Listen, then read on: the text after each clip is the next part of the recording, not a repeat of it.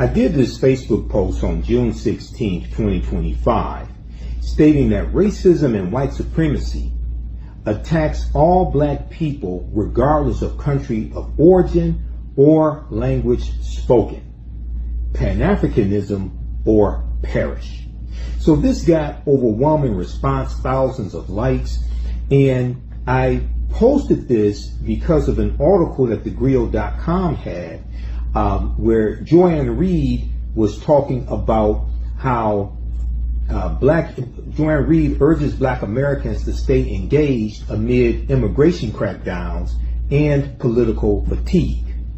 When I did this post, one of the things that I talked about is how we see recent examples of this attack coming from the Trump administration on all black people, regardless of country of origin or language spoken, including an attack on African Americans. We see that the Trump administration announced in June 2025 that they are removing the temporary protective status of 521,000 Haitians. And we just posted an article from NBC News Black. They have an article from June 27th, 2025, Trump administration to end deportation relief for Haitians in the U.S. Temporary protective status or TPS for some 521,000 Haitians living in the U.S. will terminate on September 2nd, 2025. This and Secretary of Homeland Security Kristi Noem stated this. You can read that article at NBCnews.com and also at our Facebook fan page, The African History Network. Newsweek.com has a piece from June 3rd, 2025 that deals with Cameroon loses U.S. protections, told to self-deport. And this deals with those from Cameroon, Cameroonians from Africa, who are told to, whose temporary protective status is going to be revoked on August 3rd, 2025, citing improved conditions in the country, according to a notice published Tuesday. Okay, so we see this attack, and then at the same time, we see that on Friday, June 27th, 2025, the Trump administration announced that 1,000 white South Afrikaners are going to be allowed to come to the U.S. as refugees. Now, they have revoked refugee status from everybody else. So I posted this article here from thegriot.com dealing with comments from Ann Reid called "Joy Reid Urges Black Americans to Stay Engaged Amid Immigration Crackdowns and Political Fatigue." Okay, and we remember Ann Reid from the Readout on MSNBC.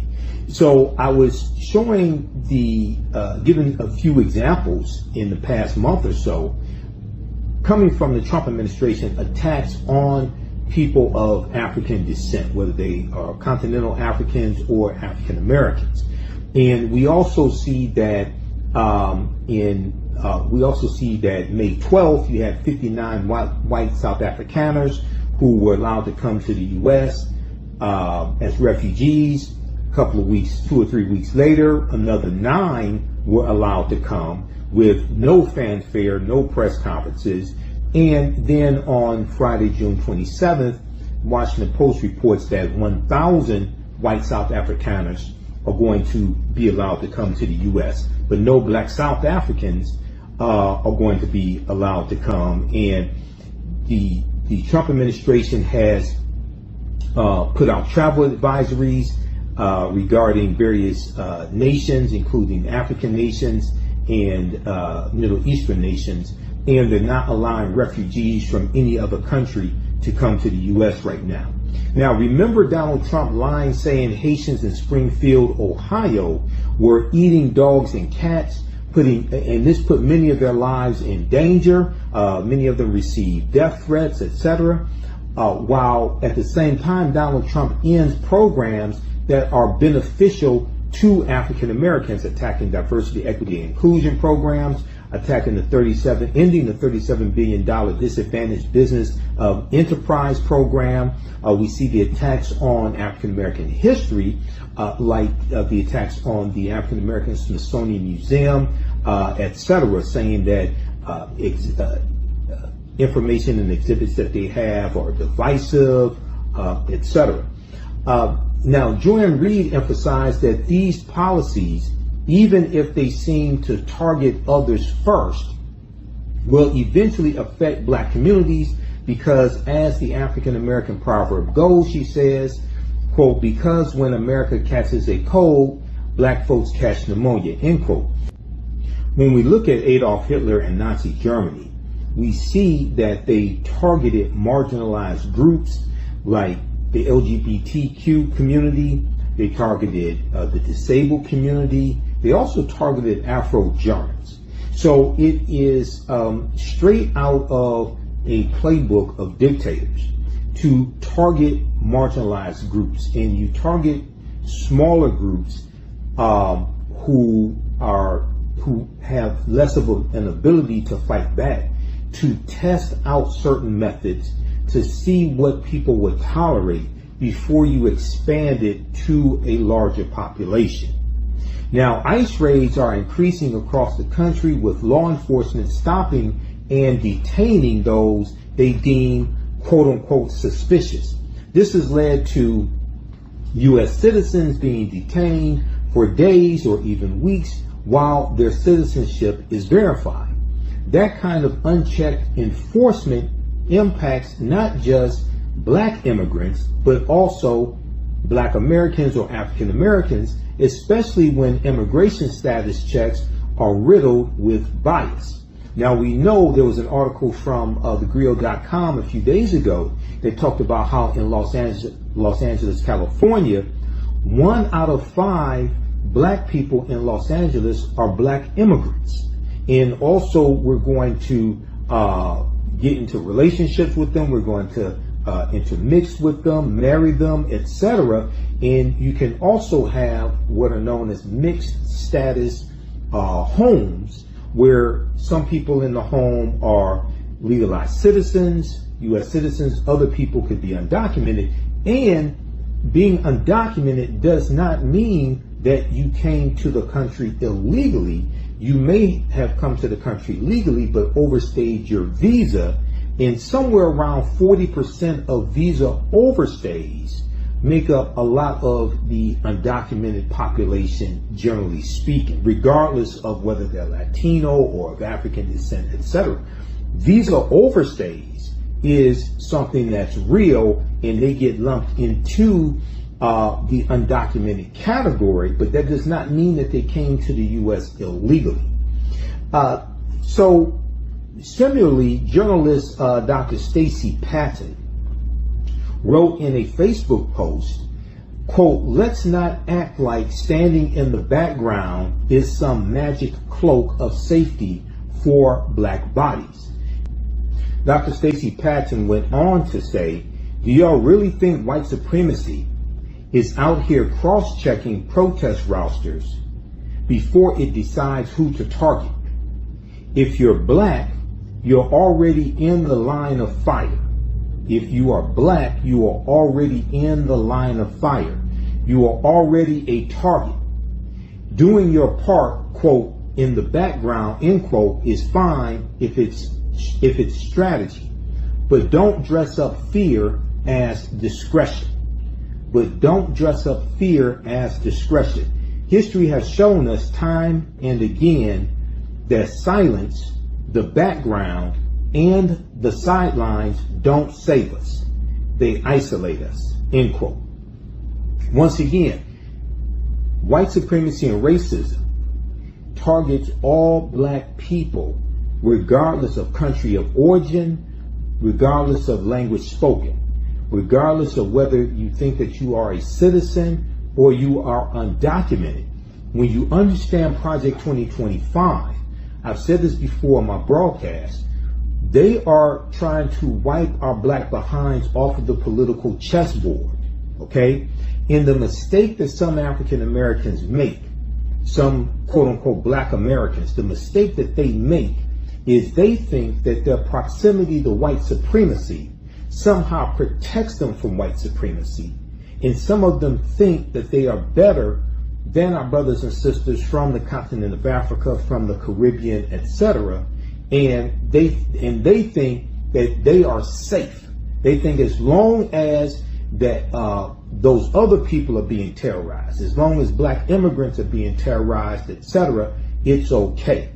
But what they fail to understand is that for a lot of these people, a lot of these Trump supporters, for MAGA, for those who are implementing Project 2025, to them, we are all immigrants. To them, African Americans, black Americans, whether you were born here, whether you were a descendant of slaves, quote unquote, to them, they think that we are all immigrants. They think that we do not belong. And this is what you have to understand. This is why Dr. John Henry Clark, one of our great Grandmaster Scholar Warriors, said the white man is a better Pan-Africanist than you are because he doesn't want any of you. And this is what we have to learn. Now, the article from thegrio.com goes on to say, according to a 2023 survey, only 34% of black Americans hold a valid passport. A University of Maryland study also found that people of color, 11%, are more likely than white people at 8% to lack documentary proof of citizenship, meaning they either do not have or cannot easily access these documents if needed. These gaps can make black communities more vulnerable in an increasingly aggressive immigration system and policing. Now, also remember, Donald Trump just did an executive order unleashing the police, and he's doubling down on a campaign promise that he made in April 2024. He was in Wisconsin. He made this campaign promise. He said if he was reelected, he would give 100% immunity against criminal prosecution to police officers for doing their job. And he made this statement throughout the campaign. He just signed an executive order to do this. And what the Department of Justice under Pam Bondi, Attorney General Pam Bondi, under the Trump administration, what they're doing is they're backing out of consent decrees. Like this, they just backed out of the consent decree with the Ferguson Police Department, as well as in Missouri, okay, behind the death of Breonna Taylor. And you're not going to see any more consent decrees coming from the Trump administration to give oversight over police departments. They're taking a hands-off approach to policing. So what does this open African Americans up to? Okay, more police brutality, most likely. Now, I know some of us feel that some African immigrants or black immigrants coming from the Caribbean, etc., hate us and have been taught to hate us. But as I explained to people, the same people who taught them to hate us have taught African Americans to hate ourselves. And that's coming from the white controlled media and from the government. And when I interviewed Professor Kabahaya Wapa-Kamene, one of my teachers, Professor Kaba Kamene, about African Liberation Day, did the interview May 2025 on the African History Network show. One of the things we talked about is how when these immigrants go through immigration and they go through a class, they're told to stay away from African Americans, stay away from black Americans. If we allow ourselves to be divided, it will be to our demise. And keep in mind, if you've read any of Project 2025 from the Heritage Foundation, and you can go to project2025.org and read it, project2025.org. You can read it, you can read segments of it, you can Google the topic, read articles about it. You see that it focuses on an attack on diversity, equity, and inclusion. It focuses on an attack on African American history, black history, etc. We see this being implemented by the Trump administration right now. And one of the things that Project 2025 is doing is it is federalizing. It is putting into law and policy at the federal level laws and policies that have been put in place at the state level in various red states, various states that Republicans control, especially former Confederate states. So we see this attack on non-white people, this attack on people of color, especially African Americans, because we have the highest concentration of melanin. And when you look at the 2020 census, the 2020 census showed that the U.S. population was 57% white. This was the first time that the percentage of white people in this country dropped below 60% since 1790. Since 1790, okay? And that's when the first census was taken. This is 3 years after the drafting of the U.S. Constitution at the Philadelphia Convention in 1787. So this is what we are dealing with right now, okay? So check out this article from thegrio.com. Joy Reid urges Black Americans to stay engaged amid immigration crackdowns and political fatigue. Like, share, comment on this video. Let me know what you think. Share this on your social media platforms. I'm historian and national political commentator Michael Imhotep, founder of the African History Network, host of the African History Network show. Watch me Fridays, 6 p.m. to 8 p.m. Eastern Standard Time when I'm a panelist on Roland Martin Unfiltered, providing historical and political analysis. Also visit my website, AfricanHistoryNetwork.com. It connects you to my social media platforms. Visit my website, AfricanHistoryNetwork.com, AfricanHistoryNetwork.com. You can register for this new 10-week online course. So we're going to teach this on Sundays, normally 4 p.m. Eastern Standard Time. We're running late today. So as soon as I finish this broadcast, I was going to start the class about 5:30 p.m. today. Because it's a holiday weekend, I'm going to do a quick introduction to the class so you could join us for that. Class is on sale, $80. You get 5 of my lectures free in digital download format, okay, when you register for this as well. Click right here, register here. You can do debit card, credit card, what have you. If you want to do it through Cash App, send it through our Cash App is here, $ the AHN show through Cash App. You click on the link. It takes you here. And if you send it through Cash App, follow it up with an email. You can email me through the website right here. Contact the African History Network at the top. If you send it through Cash App, follow up with an email. Let me know you sent the registration through Cash App.